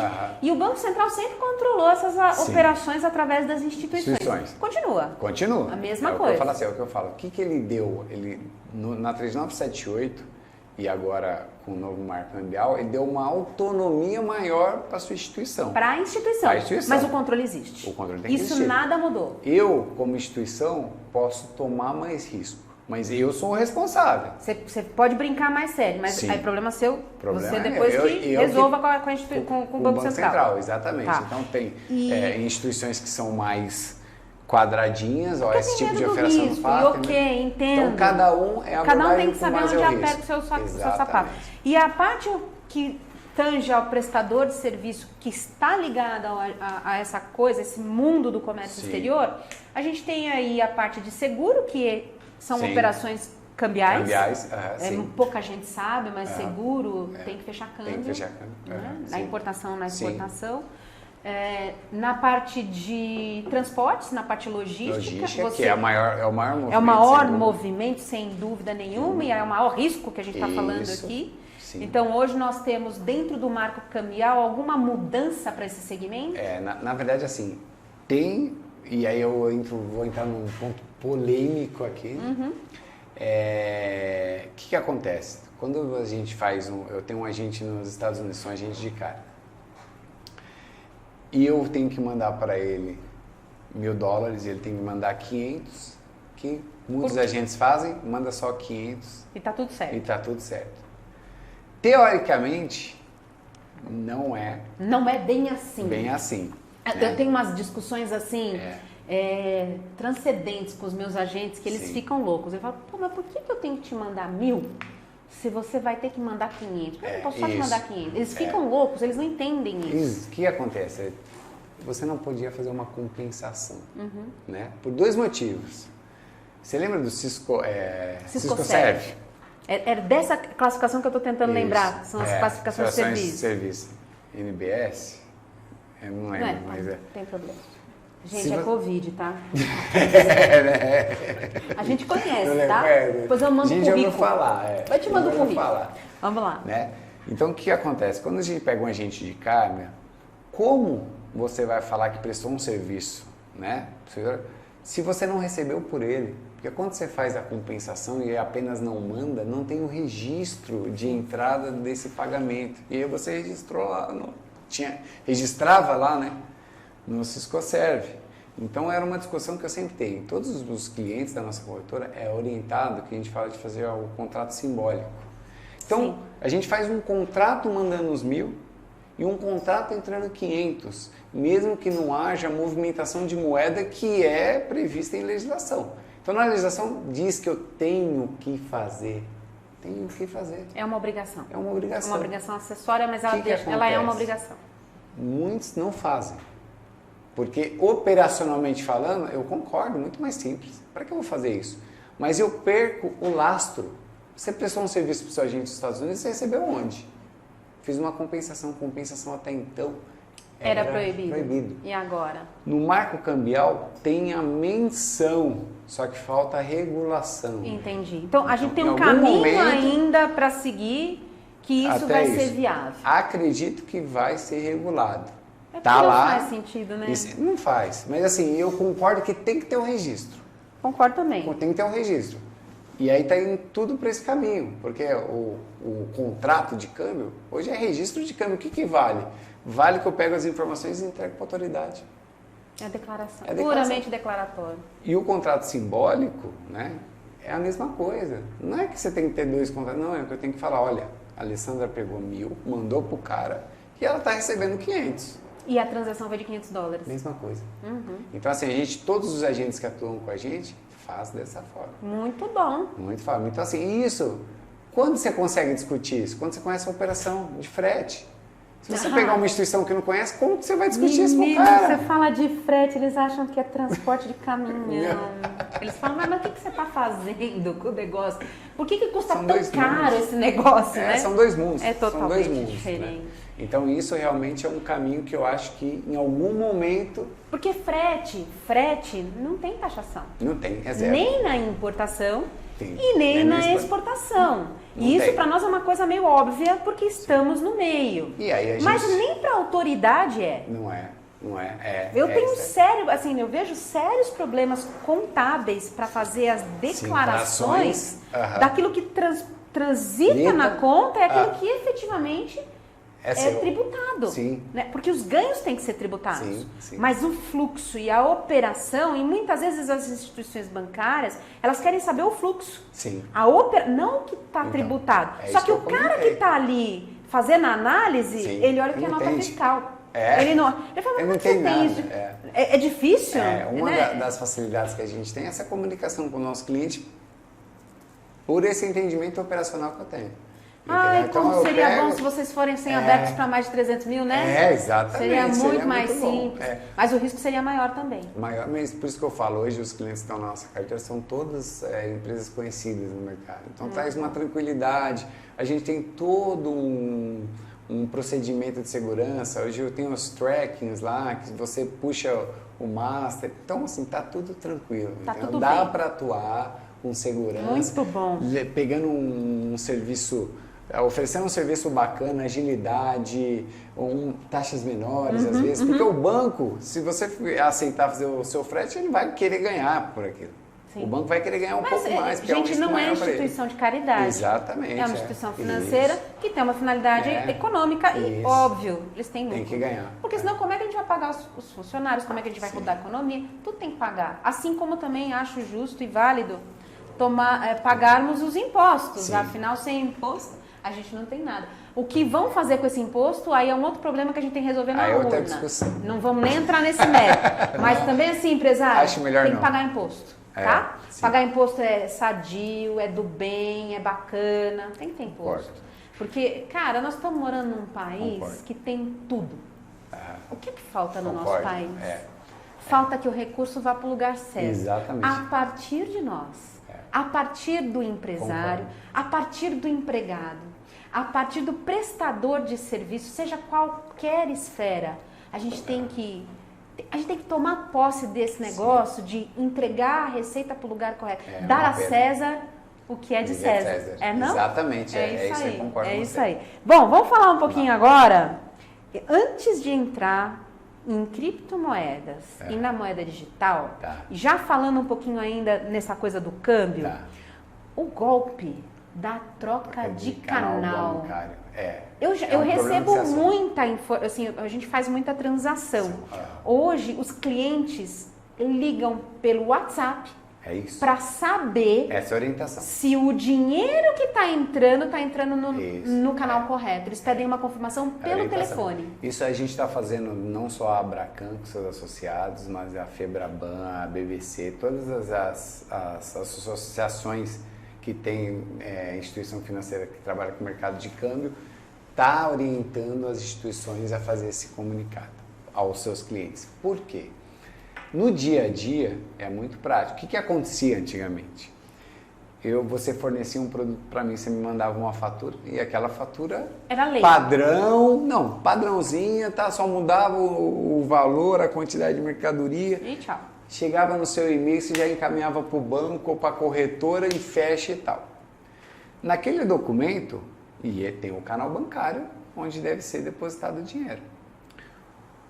O que os hackers fazem? Eles clonam os hackers. Que não sabem nada de comércio exterior. Nada. Nós estamos falando daqueles caras que mexem com computação. Isso. O que eles Os fazem? geniozinhos do mal. Então ele sabe que o Johnny é um exportador e ele manda a fatura para o mundo todo. Então ele pega lá Whatever. arroba alguma coisa e faz um e-mail muito parecido. Muito parecido. Ele consegue entrar no nosso... do exportador, fazer uma conta muito parecida. E daquela conta ele pega aquela fatura, igualzinho do Johnny, muda o canal bancário e manda para você. Aí eu vou lá e pago. Você vai lá, o que você faz? Você não consulta, ninguém consultava. Ninguém olhava. Mandava para o banco fecha. Você acha que o banco vai olhar? O banco vai pegar, tá no documento. Tá no documento. Qual que é o documento de análise da instituição financeira aqui? Ele bate, tô mandando para esse que ela não mandou documento. E no contrato de câmbio também tá lá. Aquele se o cliente assinou... Beneficiário. Lo siento. É isso. Então isso teve vários casos de perda, imagine 200, 300, 400 mil dólares. No fax não tinha isso. Não tinha isso. No e-mail Exatamente. Então isso está assombrando o comércio internacional porque você não consegue. Então o protocolo é esse mesmo. O protocolo é mandar... confirmar por outros canais. Porque o que acontecia?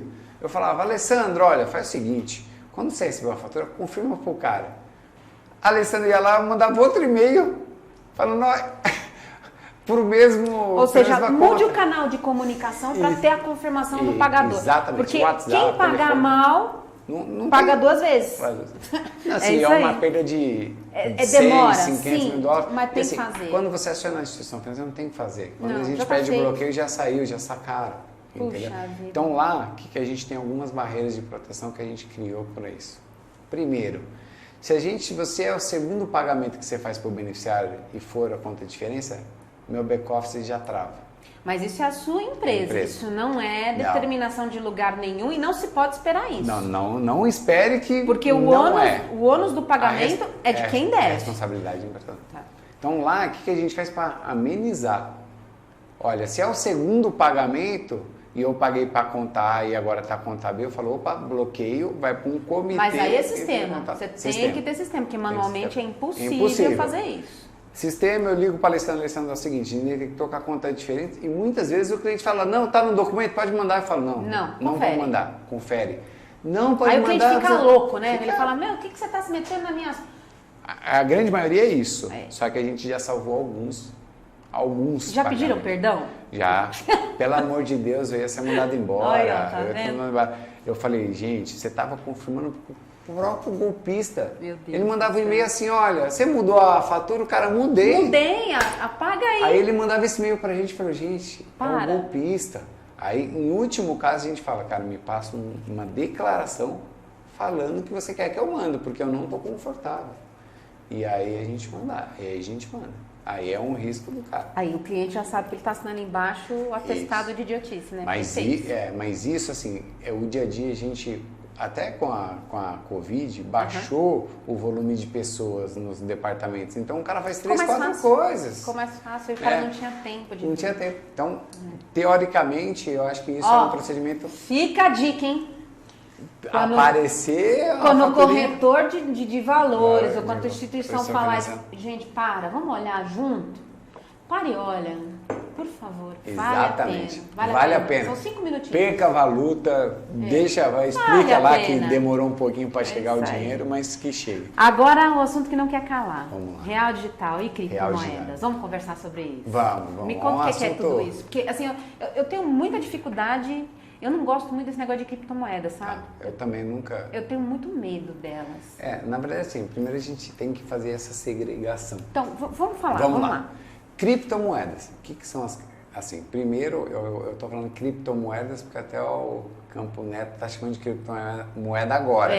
Mas no começo era criptoativos. E pela Receita Federal é tratado pelo criptoativo. São criptoativos. Ativos. Por quê?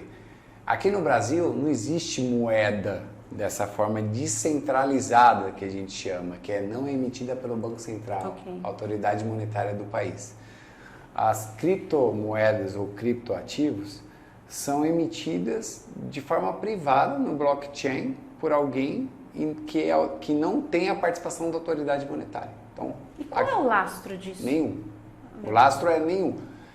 Se você tiver... Porque é uma coisa segura, porque é via blockchain e tal, mas se você perder, se quebrar a exchange, sinceramente eu acho que as exchange, por exemplo, o que é uma exchange? Não é uma corretora igual, por exemplo, no mercado financeiro, que você tem que ter uma autorização do Banco Central. É qualquer pessoa que senta atrás da mesa e fala, vou negociar sua moeda. Abre uma empresa e faz isso. E como não tem a regulação do criptoativo no Brasil, realmente é um cenário de risco para quem não conhece. Não, mas está tudo certinho, é o futuro. Concordo, mas eu, como profissional do mercado regulado, não posso falar que tem alguma garantia. Eu, como pessoa física... Já no mercado financeiro, você já não tem garantia de muita coisa, né? Quando você não tem lastro, essa é a minha dificuldade. A minha dificuldade, minha pessoal, é entender uma criptomoeda ou um criptoativo como um bem. Eu não consigo... Deve ser a minha idade. Não, eu acho que por não ser regulado, controlado, eu acho que até pessoas mal intencionadas utilizam desse mercado também, né? Se você vê essas pirâmides... Você não tem que controlar. É isso, as pirâmides é isso. O cara vê um negócio que flutua, que tem uma oscilação muito grande e começa a prometer coisas que não existem e tira vantagem desse mercado. Então essas criptomoedas no Brasil, como moeda, não existe. Você não pode... Não Como faz ativo, parte. Como ativo, é aceito. é uma discussão, porque você tem que pagar o imposto de renda. Se você comprou uma criptomoeda e teve lucro, você tem que declarar o lucro, né, como qualquer Você outro ativo. declara como o bem que você comprou, como um ativo, Isso. ou quanto ele está valendo, E aí quando vende, se tiver lucro, você tem que... só quando vende. Você tem que declarar Entendi. o lucro, tá? Então é um mercado que ainda não está regulado. Tá. Então, é um mercado, risco. é isso, é E risco. nem sei se vai cada um- dar, porque o conceito da moeda, do cripto, é blockchain. É Ou seja, isso. é uma geração de valor descentralizada. Exatamente, essa é a ideia. Então, pode ser que algum dia seja regulado, Ou mas não. hoje não. É um mercado que muita gente investe, que dá retorno, tudo isso bacana, legal. Eu não estou Mas falando ao seu que é risco. ruim, mas tudo ao seu risco, tá?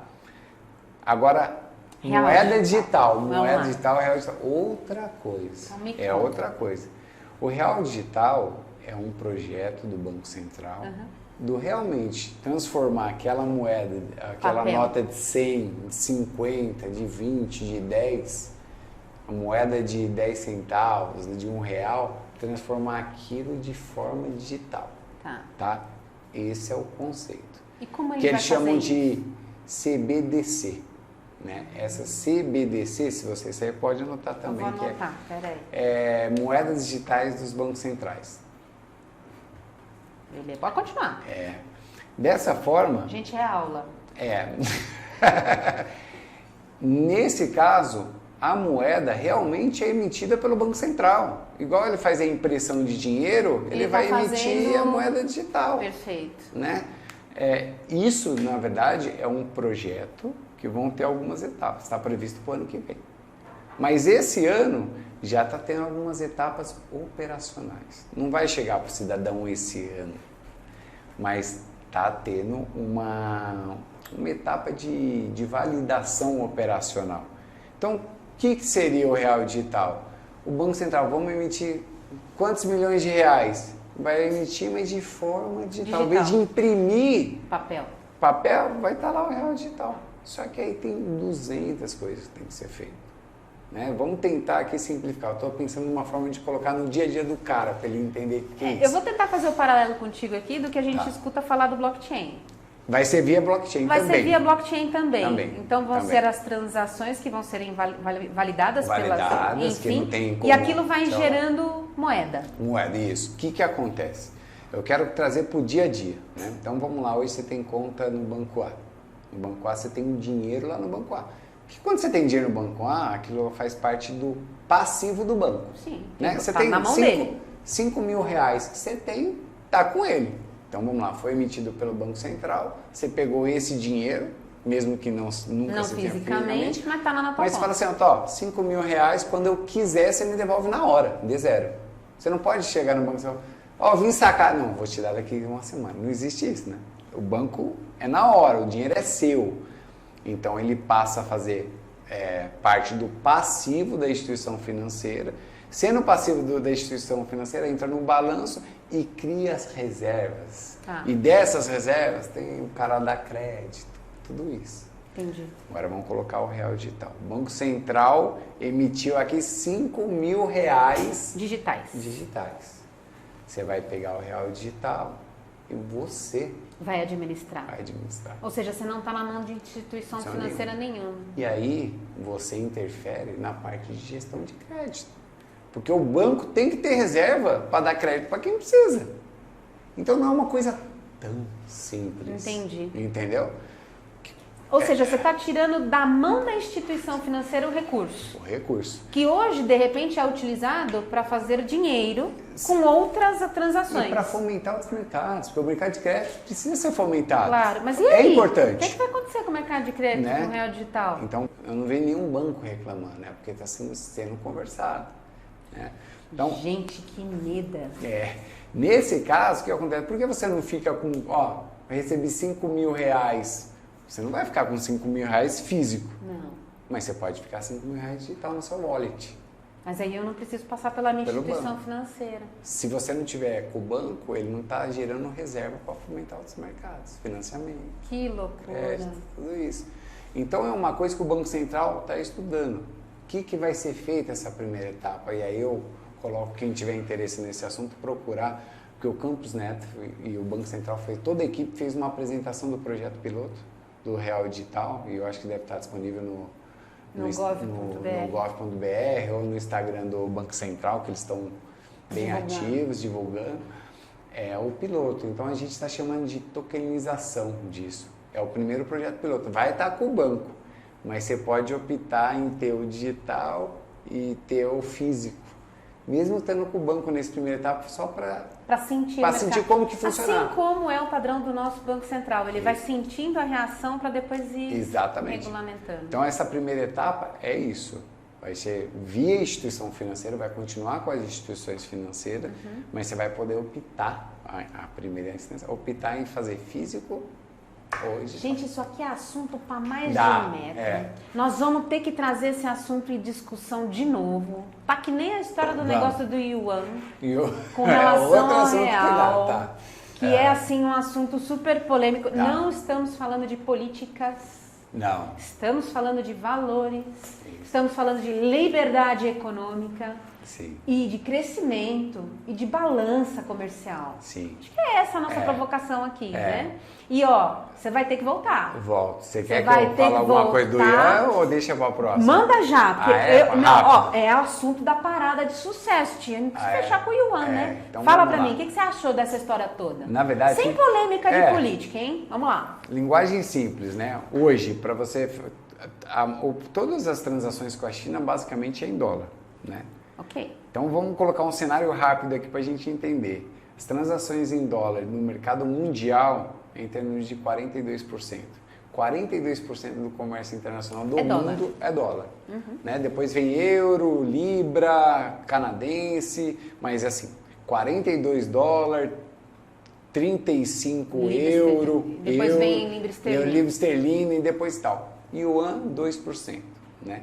E quem é o maior negociador do mundo é a China. E a moeda dele, 2%, o dólar 40%. Qual que é a ideia? Né? É o que o pessoal sempre fala e a gente brinca, só faltou combinar com os russos, né? Porque a ideia é boa, E eu acho que assim, é o primeiro passo. E não tem como parar. Não tem. Isso é o primeiro passo. O primeiro passo, olha, eu não preciso comprar dólar para depois virar yuan. Né? E ao contrário, não preciso comprar dólar para depois virar real. Nem na ida, nem na volta. Qual que é esse acordo? Vai ter uma câmara de compensação aqui no Brasil do yuan para o real direto. Então, por exemplo... Essa câmara de compensação é uma instituição privada? Vai ser, já foi negociado, é aquele Banco do Comércio e da Indústria da China. Que é um banco que tem aqui no Brasil. Então, ele vai ser o banco nomeado pelo governo chinês a fazer essa transação. Então, na prática, eu posso negociar em yuan. Eu não preciso comprar o dólar. Mas isso é muito simples para você colocar no dia a dia, né? Não é assim, agora eu só vou... Só vou andar com o yuan no bolso. Não é assim. Não vou precisar... Lógico que a tendência é deixar mais barato, né? Mais ou menos. Eu tenho minhas dúvidas. Se eu estou colocando uma câmara de compensação que vai ser a empresa privada, que vai ser autorizada a fazer essas transações, ela sabe, gente, a empresa ganha dinheiro. Ela sabe muito bem quanto custa para converter de dólar para real, de real para dólar, depois de dólar para yuan. Isso. Você tem lá os spreads, né? Que é aquele percentual que vai se cobrar em cima da moeda. Cada operação. Mas agora, na teoria simplificaria porque você cortaria ali pelo menos uma transação ali no meio. Né? Do real para o dólar e do dólar para o dólar. O outro viés é que está na mão de uma empresa só. Não existe livre concorrência. E aí? O que acontece? Mas tem 200 pontos a ser analisado. Primeiro assim, o desenvolvimento do custo do importador é todo baseado em dólar. O cara não vai ter uma base em yuan, não. Entendeu? Então não é uma coisa tão simples, né? As reservas do Brasil, da China, de todo mundo está em dólar. Então não é só, não vou mais comprar dólar, né? Até eu estava vendo um estudo ano passado que até os governos começaram a fazer suas reservas um pouco mais em ouro. Sim, eu vi isso. Você vê Aliás, um pouco mais ouro. até na época da pandemia o pessoal falava compra ouro e põe no quintal. Exatamente, essa é a tendência, né? Mas não é uma coisa mais simples. Mas o que foi feito? Basicamente foi isso nesse momento. Nesse momento foi feito um acordo entre o governo chinês e o governo brasileiro que, olha, vamos fazer direto sem depender do dólar? Vamos. Agora até isso... Vai longe. Vai longe, entendeu? Até os importadores e exportadores verem como funciona. É assim, se tiver vantagem financeira e o chinês der 5% de desconto no que o cara vai comprar, você pode ter certeza que vai acontecer. Vai pegar rápido. E aqui no Brasil, mesma coisa. Se o cara que fala assim, pô, eu vou receber em reais na minha conta, vou dar 5% de desconto, o cara vai fazer também. Vai fazer isso. E não tem conversa, porque o que o mercado vê é comércio, não é política. Sim. Né? Então, eu acho que tem uma boa provocação aí pra gente trazer em breve. Com as cenas dos próximos capítulos. É isso, gente, to be continued. A gente vai falar ainda mais sobre tudo isso. Sim. Olha, Júnior, posso te chamar de Júnior, claro, né? Deve. Que prazer ter você conosco aqui. Também, foi tão bom esse papo. Você me levou lá pro passado, cara. Você me trouxe recordações maravilhosas da época que eu mexia com o câmbio. Olha só, muito feliz. Alessandra, eu que agradeço mais uma vez pelo convite. Estou sempre à disposição para vir bater um papo. Mas nós vamos repetir isso aqui. Quando você quiser, estou inteira à disposição. E vamos trazer o Benedutti aqui? O Benvenuti. E eu quero muito trazer ele aqui para a gente trazer história. Vamos. Que é essa parte do canal. Pessoal, esse foi a nossa conversa, nosso bate-papo longo, mas foi um bate-papo muito bacana com o Júnior. Gente, vocês têm que conhecer a empresa dele. Como é que a gente te encontra? Como que a gente conhece um pouco mais da Broker Brasil? Nas redes sociais, né? Broker Brasil Câmbio, Instagram, LinkedIn, no site Broker Brasil Câmbio. Tá por aí. Você tem muito conteúdo. Você seria um excelente candidato a lhe dar um podcast aqui. Não, é difícil, eu acho. Viu? Vamos trazer. Não é nada, você falou super bem, nós adoramos. E assim, pessoal, se puder, se for da sua vontade, a audiência, faça um like no nosso canal. Plug Comex é o canal mais colaborativo do comércio exterior. Continue seguindo a gente, vocês vão ouvir muito conteúdo. E você que tem uma pauta, que tem uma história, que queira trazer aqui para o nosso canal, gente, vem com a gente, traz para cá, porque conhecimento represado não é conhecimento compartilhado. E nós precisamos compartilhar para multiplicar. É isso aí, pessoal. Muito obrigada. Até a próxima.